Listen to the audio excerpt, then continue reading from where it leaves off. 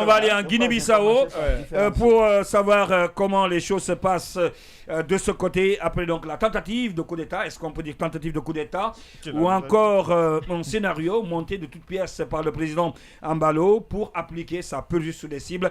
On va partir avec notre confrère Armando depuis la Guinée-Bissau. Cher confrère Armando, bonsoir. Bonsoir, monsieur. Bienvenue dans cette émission. Première question, oui. Allez-y, Tierno. Première question, est-ce que vous pouvez nous dire ce qui prévaut en ce moment en Guinée-Bissau et particulièrement à Bissau, la capitale de ce pays voisin, la Guinée? Allô? Est-ce qu'on peut savoir aujourd'hui, bonsoir, est-ce qu'on peut savoir la situation qui prévaut aujourd'hui à Bissau? Bon, la situation est calme, malgré une tension visible, compte tenu de l'annonce hier de dissolution du Parlement. Comme vous le savez, la constitution bissau-guinéenne prévoit 12 mois pour dissoudre le Parlement. L'article 94 de la Constitution. Donc, l'annonce que M. Mbalo a fait hier est considérée et condamnée par toute la majorité de la classe politique et l'essentiel des organisations civiles de la Guinée-Bissau. Donc, c'est ça la situation. Il y a eu aujourd'hui un incident. Des forces d'ordre qui sont allées équiper et faire partir un certain nombre de personnes qui étaient regroupées au sein du parti au pouvoir, le PAGC.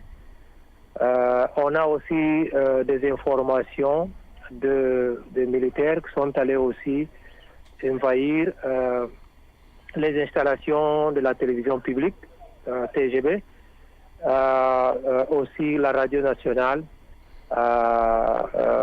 Voilà, donc c'est des informations disponibles pour l'instant. Ces militaires qui sont allés occuper donc la télévision nationale et la radio, est-ce que ce sont des militaires qui sont de la garde nationale? De la garde nationale. Est-ce que c'est des militaires, je veux dire, qui sont proches d'Embalo, loyaux au président Embalo, ou c'est des putschistes? Voilà.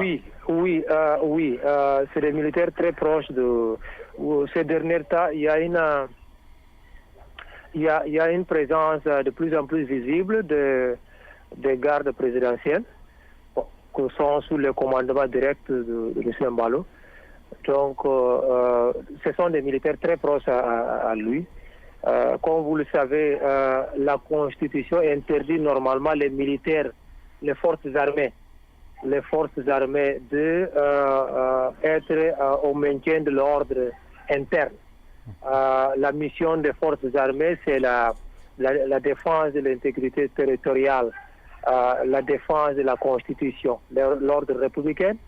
Donc, la police, dans notre ordre juridique, a la mission d'assurer la sécurité des personnes et des biens. En termes clairs. Aussi la garde nationale. Oui, en termes clairs, parce qu'on entend beaucoup de choses sur la situation qui prévaut en ce moment dans la capitale. Alors, la première des choses, est-ce que vous êtes en train de nous dire que ces militaires en question sont au service de l'actuel président ou tout au moins sont contre son pouvoir? Non, les militaires qui sont là sont à l'ordre de... Ils sont allés à la RTG? Je vais dire à la RTB. À la télévision nationale. À la télévision nationale, j'allais dire.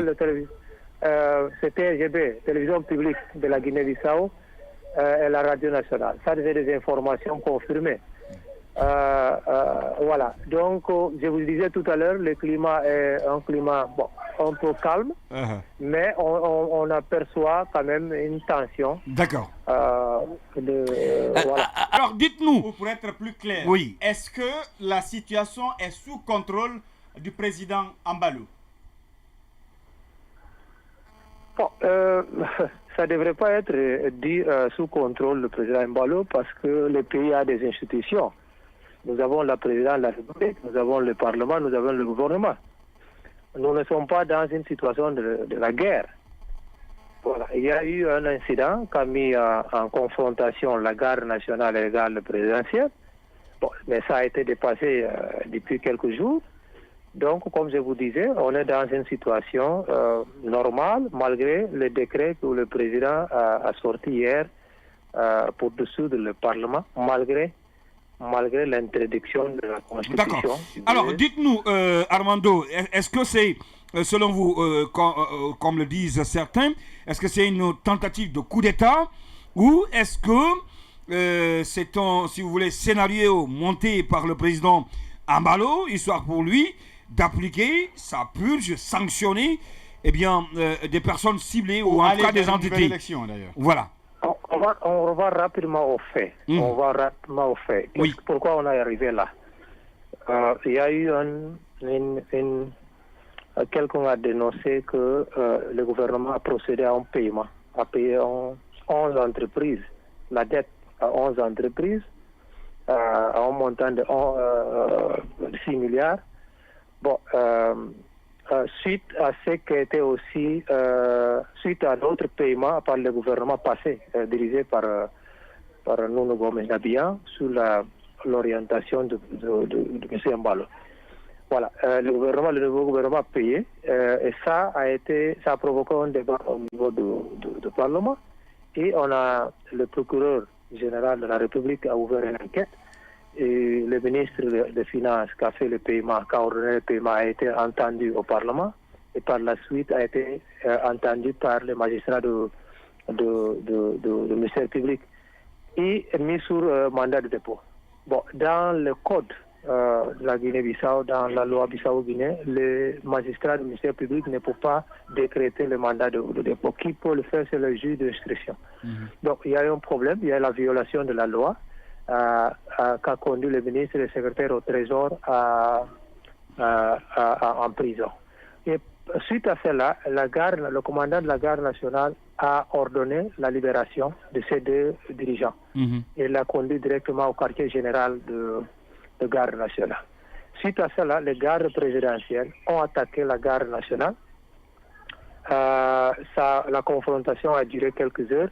Et par la suite, l'armée a rejoint le garde présidentiel pour conduire à l'arrestation du commandant de garde nationale. Voilà, ça s'est passé et M. Mbalo, par la suite, a convoqué le Conseil d'État et a fait sortir ce décret de l'Assemblée. Voilà, ça ce sont les faits, pour vous le dire. Et il a parlé de tentative de coup d'État. Bon, je vous disais tout à l'heure que le garde national a libéré le ministre.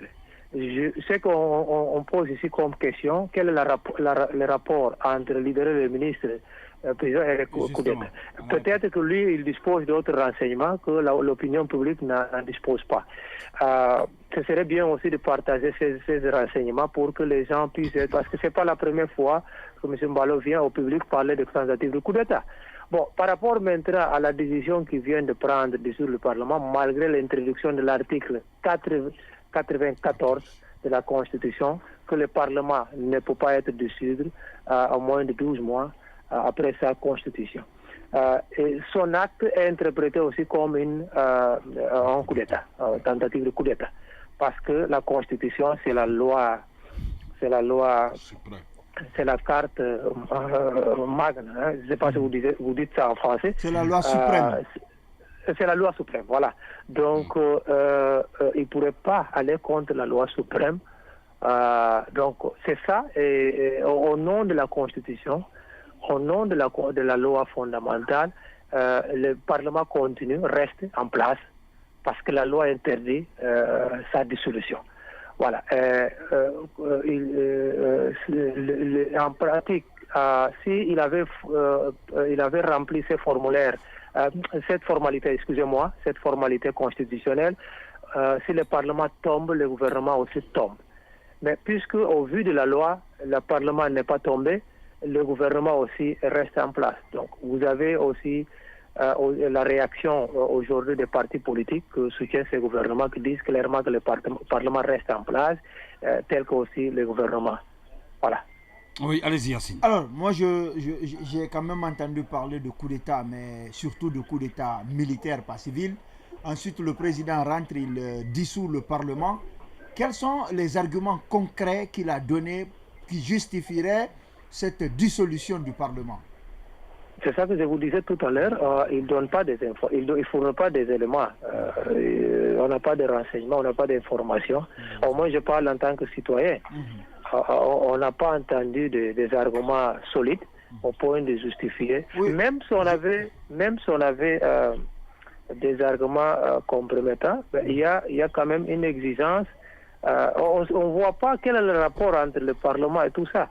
Parce que qui gère les forces d'ordre, qui donne des ordres aux forces de sécurité, c'est le gouvernement, ce n'est pas le Parlement. Est-ce qu'on peut penser je ne sais pas si vous nous avez suivis tout à l'heure, mais est-ce qu'on peut penser que le président est dans une démarche qui consiste pour lui à avoir un nouveau Parlement, parce que celui qui est en place en ce moment, son parti n'y est pas majoritaire.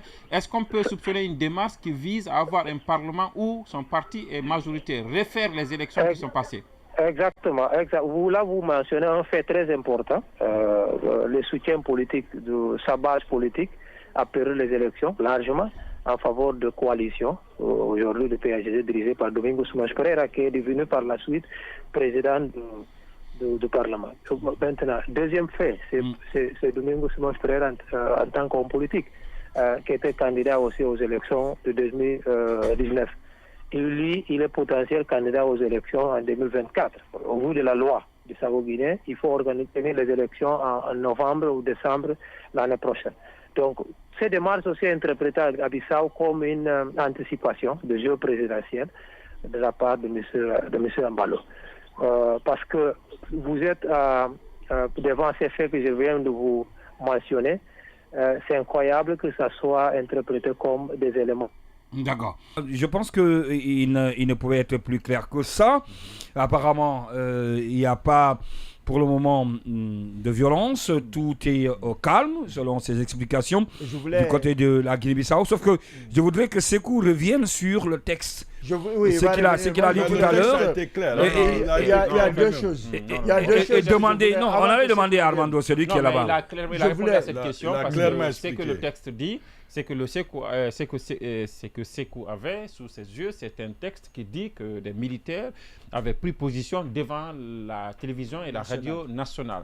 Et effectivement, notre confrère a confirmé cela et j'ai posé la question, j'ai insisté là-dessus. Il a répondu en disant que ce sont des forces qui sont plutôt sous le commandement direct du président. Peut-être qu'il a anticipé parce que pour ne pas qu'une force étrangère, la tradition des coups d'État, même si la Guinée a fait exception à ça le 5 septembre, la tradition des coups d'État, c'est que le coup d'État se déclare avec la prise en main de la télévision nationale. Il n'y a que chez nous où l'ingénieuté a conduit à aller faire la déclaration. C'est ça aussi avec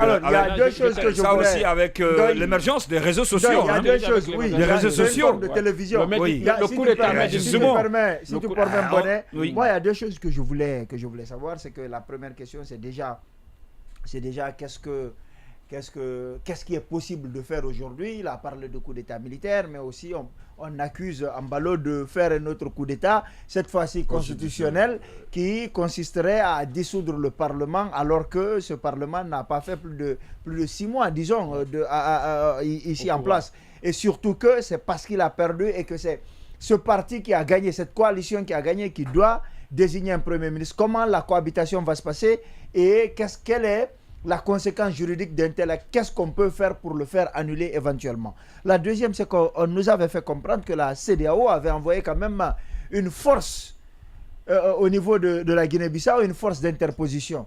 Quel est le rôle de cette force? À quel moment est-ce que cette force est intervenue?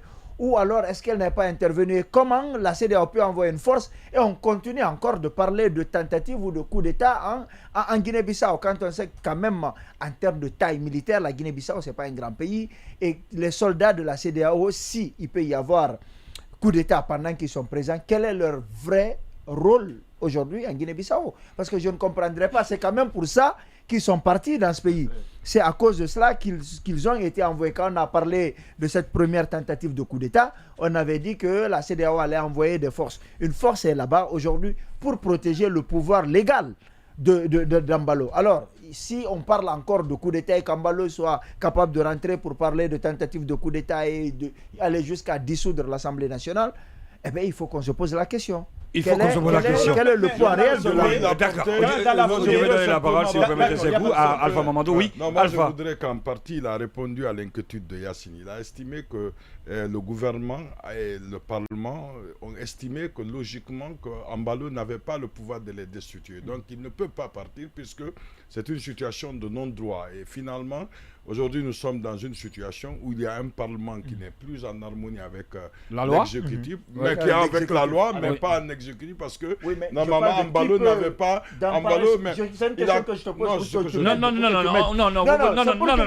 ne posez pas de questions. Laissez. Non, vous ne posez pas de questions. Donnez-moi la question, je vais poser. Non. Ok, je vous pose la question. Donnez-moi la question, je vais poser. Écrivez sur le bout de papier. Est-ce qu'on peut la faire annuler juridiquement? Non, sur la question, la violation est tellement grave, on considère qu'elle n'existe pas. Donc, c'est que le Parlement est dans une logique de considérer qu'il n'y a jamais cette décision. Et ça, ce sont des situations de droit qui sont connues. Et lorsque les violations de droit sont très graves, il ne faut même pas estimer que si vous êtes en position de force, que vous êtes appelé à mener des voies de recours. Donc, je pense qu'il y a une crise qui s'est ouverte en Guinée-Bissau. Aujourd'hui, ils n'ont pas décidé de faire des voies de recours. Le Parlement existe selon ce qu'il a dit.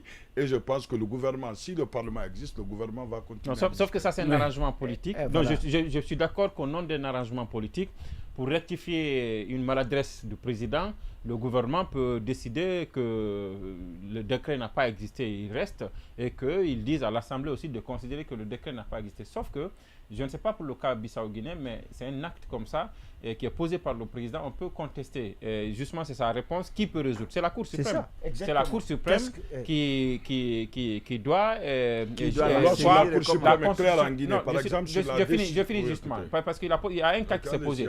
En ce moment, il y a parce que c'est pourquoi on disait que la séparation de pouvoir n'est pas aussi rigide qu'on le penserait.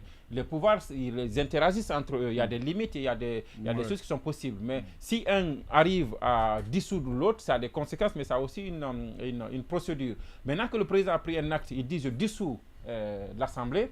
En principe, le décret, il est exécutoire. Maintenant, on peut attaquer au niveau de la Cour suprême sur la constitutionnalité de ce décret. Et je pense que la Cour suprême ne tardera pas à rappeler à M. Embalo que quelle que soit la situation, il ne peut pas violer telle loi et que donc l'Assemblée se remet en place et les choses peuvent continuer. Maintenant, du point de vue politique, c'est déjà un front qu'il a ouvert. C'est-à-dire qu'il a déclaré la guerre avant la guerre. Il nous dit qu'en novembre 2024... vous partez sur une autre analyse. Je pense que pour nos auditeurs... On va aller rapidement. Il y a deux sujets qui nous restent. Il va terminer si vous permettez, Alpha. Allez-y. Allez-y, Tierno. Pour la compréhension de nos auditeurs, c'est... Non, je le laisse terminer s'il pense que ce que je dis est flou.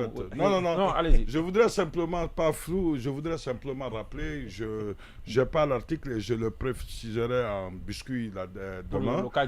Pour le cas guinéen, lorsque la violation est tellement grave, on peut considérer que c'est un non-événement, puisque si vous admettez qu'en principe, qu'un acte la violation d'un acte aussi grave que par exemple sur la nomination des chefs de quartier par les gouverneurs aurait dû être envoyé devant la Cour suprême, c'est considérer que si vous ne respectez pas le temps, il y aura un moment où ce décret va exister. Il y a la prescription qui compte. Et la prescription, c'est la perte ou l'acquisition d'un droit à la suite de l'écoulement de temps. Et demain, je vous ferai lire l'article. Et aujourd'hui, par exemple, sur l'interdiction totale de manifester et sur la désignation des chefs de quartier. Non, par exemple, ici seulement, moi je ne connais pas la loi. Non, c'est ce que je dis. C'est que cet exemple, en fait, il y a une universalité. Il y a une universalité parfois aux choses. Le journaliste a dit clairement que le Parlement a estimé que ce décret...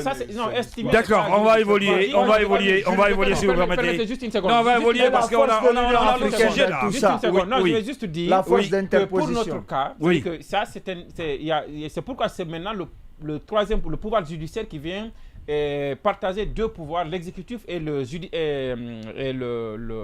parlementaire, l'Assemblée, le parlementaire en Guinée-Bissau. On va aller parce que... j'imagine que si on n'attaque pas, il n'attaque pas cette décision au niveau de la Cour suprême et que celle-là constate son invalidité et considère que l'Assemblée doit se remettre en place, je pense que Ambalo pourrait peut-être, d'accord, pas un arrangement politique. C'est que je vous donne une minute parce qu'il y a Sako qui est déjà en ligne. Peut-être que je ne ferai pas une minute, mais c'est quand même important de le signaler de passage.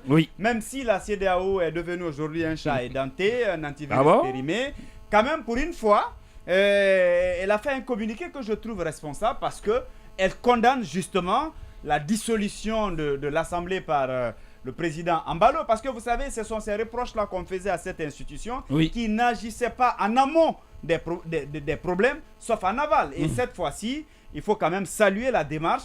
Et objectivement, elle a condamné la démarche et demandé au président Ambalo de revenir à de meilleurs sentiments. Voilà.